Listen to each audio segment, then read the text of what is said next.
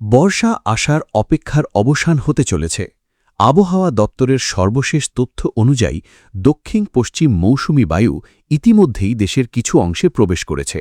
এর ফলে বাংলাসহ দেশের বিস্তীর্ণ অঞ্চলে বর্ষার আগমনের কাউন্টডাউন শুরু হয়ে গেছে। খুব শীঘ্রই তীব্র গরমের বিদায় নিয়ে শুরু হতে পারে ঝড় বৃষ্টি ও স্বস্তির আবহাওয়া।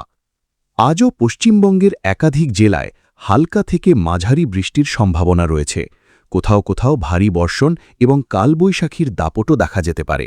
বাঁকুড়া, পূর্ব বর্ধমান, কলকাতা, ঝাড়গ্রাম, উত্তর ২৪ পরগনা, হুগলি, নদিয়া এবং পশ্চিম মেদিনীপুরে বজ্রসহ বৃষ্টির সম্ভাবনায় হলুদ সতর্কতা জারি হয়েছে।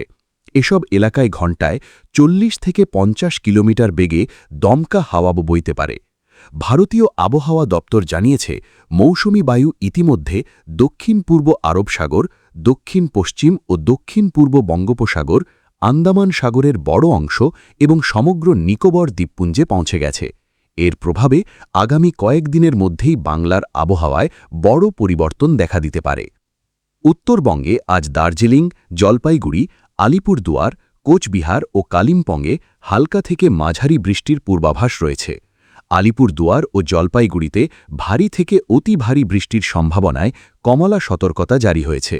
পাশাপাশি দার্জিলিং, কালিম্পং ও কোচবিহারেও ভারী বর্ষণের সম্ভাবনা রয়েছে। অন্যান্য জেলায়ও বজ্রবিদ্যুৎ সহ বিক্ষিপ্ত বৃষ্টি হতে পারে।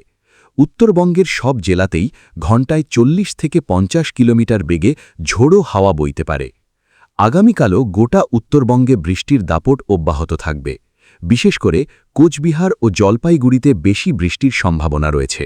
সপ্তাহের শুরুতে এই দুই জেলায় আবারও ভারী বৃষ্টির আশঙ্কা রয়েছে। মঙ্গলবার কিছুটা বিরতি মিললেও বুধবার থেকে ফের আবহাওয়ার অবনতি হতে পারে। দক্ষিণবঙ্গেও প্রায় সব জেলায় বিক্ষিপ্তভাবে বৃষ্টি চলবে। পুরুলিয়া, ঝাড়গ্রাম, পূর্ব ও পশ্চিম বর্ধমান, বীরভূম, মুর্শিদাবাদ, নদিয়া, উত্তর ২৪ পরগনা এবং পশ্চিম মেদিনীপুরে বজ্রসহ বৃষ্টির সম্ভাবনা তুলনামূলক বেশি।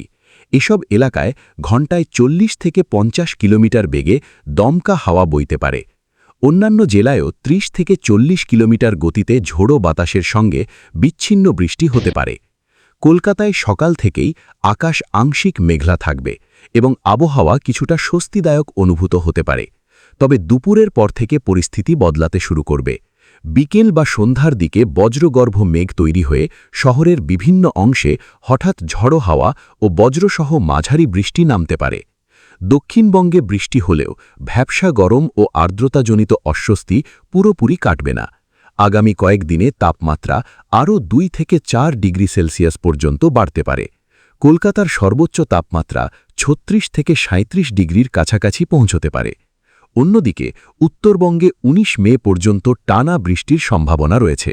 দার্জিলিং, কালিম্পং, জলপাইগুড়ি, কোচবিহার ও আলিপুরদুয়ারে ভারী থেকে অতি ভারী বর্ষণের আশঙ্কা থাকছে। কিছু জেলায় কমলা ও কিছু জেলায় হলুদ সতর্কতা জারি থাকবে। আবহাওয়া বিশেষজ্ঞদের মতে এবছর মৌসুমি বায়ু ২৬ মে নাগাদ কেরালায় পৌঁছতে পারে। সাধারণত জুনের শুরুতে বর্ষার আগমন ঘটে, তবে চলতি বছরের তীব্র তাপ প্রবাহের কারণে বর্ষা কিছুটা আগে ভাগেই প্রবেশ করতে পারে। সব মিলিয়ে আগামী কয়েকদিন উত্তরবঙ্গে ভারী বৃষ্টি ও ঝড়ের প্রবল সম্ভাবনা রয়েছে। দক্ষিণবঙ্গেও বজ্রসহ বিক্ষিপ্ত বৃষ্টি চলবে, যদিও গরম ও আর্দ্রতার অস্বস্তি পুরোপুরি কমবে না।